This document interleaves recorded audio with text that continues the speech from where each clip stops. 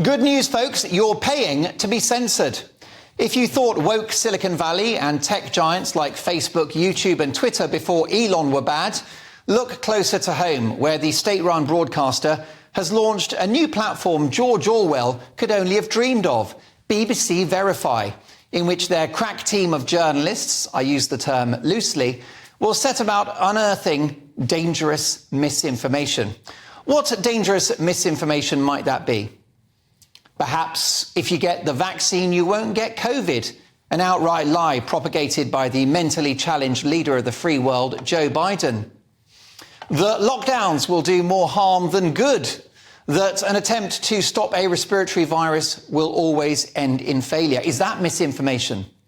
Let me draw your attention to China this week, who fear they may suffer 65 million weekly cases of the virus by June. So much for zero COVID. Speaking of China, was it dangerous misinformation to speculate that COVID probably came from a lab, given that Wuhan is home to a coronavirus research centre? If you'd said that early in the pandemic, if you had said that COVID came from a lab, you would have been called a conspiracy theorist loon. Was it disinformation to encourage people to be healthy during the pandemic, given the fact the virus clearly discriminated against age, metabolic health and body mass index? People who recommended vitamin D, for example, a natural substance directly linked to a healthy immune system, were called right-wing and granny killers.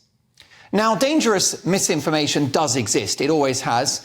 And no doubt it has been supercharged by social media. But so has failed government messaging like stay home to save lives or wear a mask to save the NHS, all propounded by the BBC. Plenty of top medics pushed back on this, but went unreported on the Beeb. Decades of pre-pandemic mask research, 3 years of a real-world experiment, a pandemic, and the gold standard Cochrane review into those filthy muzzles suggests they achieved little, if anything. Was a policy of recommending masks in order to stop a tiny virus the real misinformation? You tell me. It's my view that you might as well have worn a pair of yellow underpants on your head and you'd have had the same effect. Now, I've got no problem with any news organisation or journalistic outfit calling out lies and so-called misinformation. That's what every journalist has to do. It was ever thus. But the BBC doesn't need some dystopian department paid for by the great British public to have their freedom of speech and freedom of thought policed so maniacally. Particularly when they say they'll be tackling right-wing conspiracy theories. Interesting.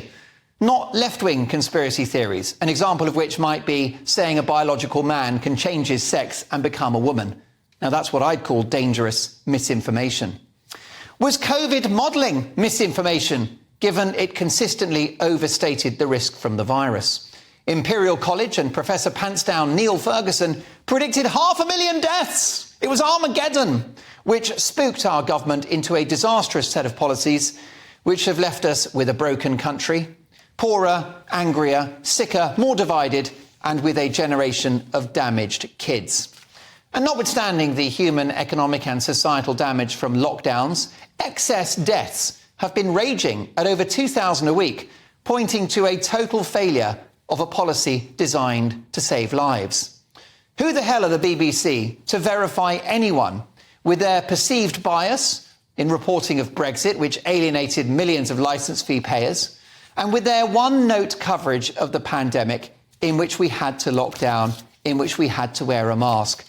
I don't remember a single question from a BBC journalist pushing back on lockdowns or mask or vaccine mandates. It's all I did for 3 years, thank God.